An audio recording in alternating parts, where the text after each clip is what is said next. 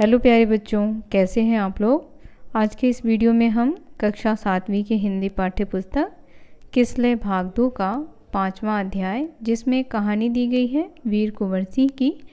तो आज के इस वीडियो में हम उस कहानी का प्रश्न अभ्यास करने वाले हैं। बच्चों, यदि आप लोगों ने वीर कुंवर सिंह पर बने हुए वीडियो को नहीं देखा है तो उसे देख सकते हैं, लिंक आपको आई बटन में दे दिया जाएगा।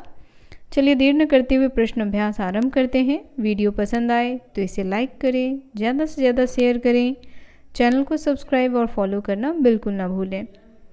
पहला प्रश्न है, वीर कुंवर सिंह के व्यक्तित्व की कौन कौन सी विशेषताओं ने आपको प्रभावित किया है। तो बच्चों, कौन कौन सी विशेषताएं हैं जिसने आपको प्रभावित किया है। तो देखिए, इसका उत्तर आप इस प्रकार से लिखें। वीर कुंवर सिंह के व्यक्तित्व की निम्नलिखित विशेषताओं ने हमें प्रभावित किया है। पहला है, वीर कुंवर सिंह महान एवं वीर योद्धा थे। 1857 विद्रोह में उन्होंने बढ़ चढ़कर भाग लिया और अंग्रेजों को कदम कदम पर पराजित किया। और उसके बाद लिखें, वे युद्ध कला में पूरी तरह कुशल थे। उन्हें छापा मार युद्ध में महारथ हासिल था। उसके बाद लिखेंगे, उनमें देशभक्ति और स्वाधीनता की भावना कूट कूट कर भरी हुई थी। वे ज़रूरतमंद, गरीब एवं निर्धनों की सदैव मदद किया करते थे। वे हिंदू और मुसलमानों में भेदभाव नहीं किया करते थे। वे समाज सेवी एवं परोपकारी भी थे, यद्यपि उनकी आर्थिक स्थिति बहुत अच्छी नहीं थी। तो ये सब है बच्चों वीर कुंवर सिंह की विशेषता जिससे आप प्रभावित होते हैं। तो ये उत्तर में अवश्य लिखें। चलिए अगला प्रश्न देखते हैं। दूसरा प्रश्न है, कुंवर सिंह को बचपन में किन कामों में मजा आता था। क्या उन्हें उन कामों से स्वतंत्रता सेनानी बनने में कुछ मदद मिली।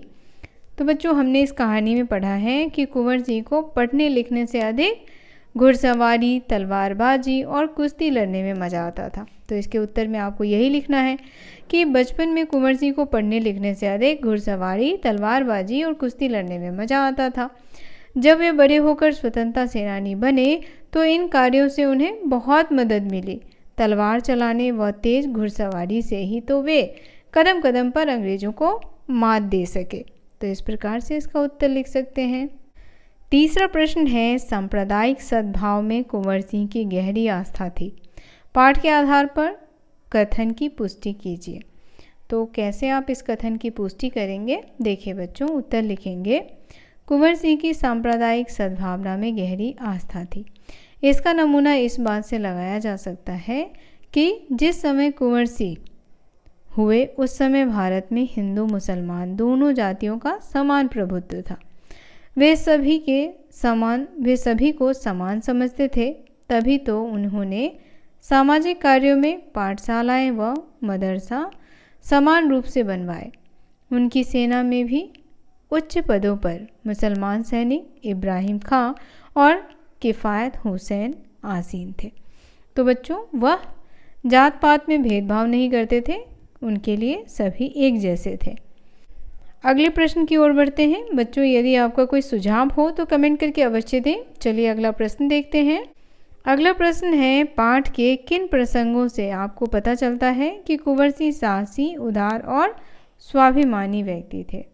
तो आपको किन प्रसंग से ऐसा लगा है ये आपको बताना है। देखिए, वीर कुंवर सिंह जगदीशपुर हार जाने के बाद भी संघर्ष को जारी रखा और अंततः उन्होंने जगदीशपुर पर पुनः अधिकार कर लिया। इतना ही नहीं, वे वीर एवं बहादुर भी थे। उन्होंने गंगा की तेज धारा में गोली से जख्मी अपनी बाह को काटने में जरा भी संकोच नहीं किया। वे एक उदार व्यक्ति थे। अपनी कमज़ोर आर्थिक स्थिति होने के बाद भी वे निर्धनों की सहायता से पीछे नहीं हटते थे। उनमें स्वाभिमान कूट कूट कर भरा था। देशवासियों पर अंग्रेज़ों के जुर्म और अत्याचार बर्दाश्त नहीं कर सके और वे अंग्रेज़ों से युद्ध करने के लिए तैयार हो गए। तो इस प्रकार से हमें पता चलता है कि कुंवर सिंह कितने साहसी, उदार और स्वाभिमानी थे।